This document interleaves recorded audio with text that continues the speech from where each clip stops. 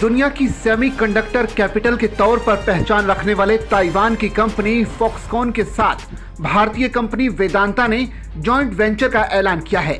इसके तहत गुजरात में एक सेमीकंडक्टर प्लांट की स्थापना होगी। कहा जा रहा है कि इससे भारत सेमीकंडक्टर की जरूरतों को पूरा कर सकेगा और दूसरे देशों को एक्सपोर्ट करने की स्थिति में भी होगा। भारत की ये डील उसके लिए तो फायदेमंद है ही, बल्कि चीन जैसे प्रतिद्वंदी की चिंता बढ़ाने वाली भी है। अहमदाबाद के पास बनने वाले इस प्रोजेक्ट पर करीब 1,54,000 करोड़ रुपए का निवेश होगा। संयुक्त उपक्रम में वेदांता का हिस्सा 60% होगा, जबकि ताइवान की कंपनी की 40% हिस्सेदारी होगी। एक रिपोर्ट में कहा गया है कि अगर भारत की ओर से कुछ रियायतें इंडस्ट्रीज को दी गई तो फिर इलेक्ट्रॉनिक सामान के आयात में 40% तक की कमी आ जाएगी। भारत में इलेक्ट्रॉनिक सामान का बड़ा हिस्सा चीन से ही इंपोर्ट होता है। ऐसे में ये ड्रैगन के लिए बड़ा झटका होगा, क्योंकि भारत सेमीकंडक्टर्स और इलेक्ट्रॉनिक सामान की मैन्युफैक्चरिंग में आत्मनिर्भर बन सकेगा।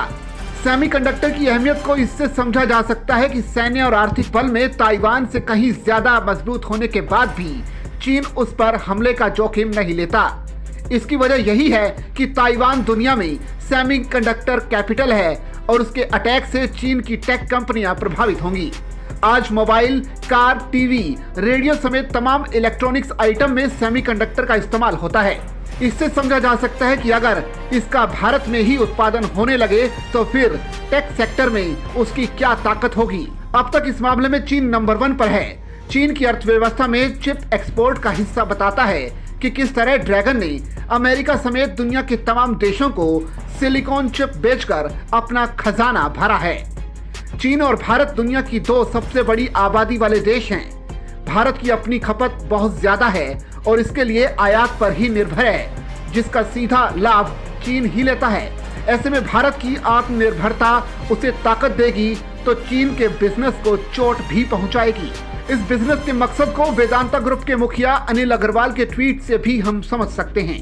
इस करार को लेकर उन्होंने ट्वीट किया कि भारत की अपनी सिलिकॉन वैली अब एक और कदम करीब आ गई है। भारत न केवल अब अपने लोगों की डिजिटल जरूरतों को पूरा कर सकेगा, बल्कि दूसरे देशों को भी भेज सकेगा।